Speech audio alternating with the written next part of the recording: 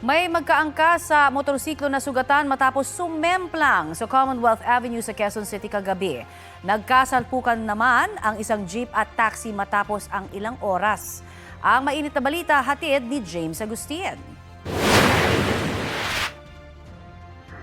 Naitulak ng ilang metro ang pampasaherong jeep matapos itong salpukin ng taxi sa Commonwealth Avenue, Quezon City bago mag-alas 5 ng umaga kanina. Sa lakas ng pagkakabangga, pumihit pa kanan ng taxi.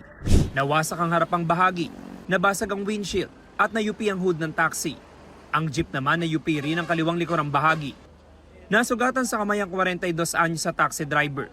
Nagtamo rin siya ng bukol sa ulo at iniinda ang pananakit ng binti. Kwento niya pag-arahin na siya sa payatas nang ikat umano siya ng jeep. Kasi nagulat na rin ako, bumangga ako sa kanya kasi dire-diretso lang ako sa gitna ng kalsada yung saktong linya lang ako eh. Tapos nakagulat na ako, may jeep na gumanon, kumat. Walang sakay ng mga pasahero ang jeep na magsisimula pa lang sa pamamasada. Itinanggi ng jeepney driver na kinat niya ang taxi. Ang taxi raw ang biglang bumangga sa likuran niya. Galing ako sa bahay, pababa, dire-diretso lang takbo namin. Mamaya, bigla lang umusad, paakyat ako. Malakas ang lugabog sa jeep.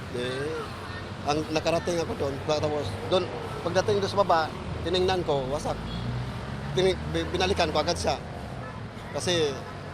Pero kinat niya ba sir? Wala. Pagsisip, nung galing kami doon sa kan, tumakbo kami, wala naman sasakyan sir eh. Alas 6:30 ng umaga na tuluyang mahatak ang mga sasakyan patungo sa QCPD Traffic Sector 5. Sa Commonwealth Avenue pa rin sugatan ng magkaangkas sa motorsiklo matapos sumemplang bago maghating gabi. Ayon sa mga responding rescuer, parehong nagtamo ng mga gasgas sa iba't ibang bahagi ng katawan. Ang lalaking rider at angkas niyang babae. Dinala sa ospital ang dalawa matapos mabigyan ng paunang lunas. Inaalam pa ng mga otoridad kung paano sumemplang ang mga biktima sa lugar. James Agustin, nagbabalita para sa GMA Integrated News.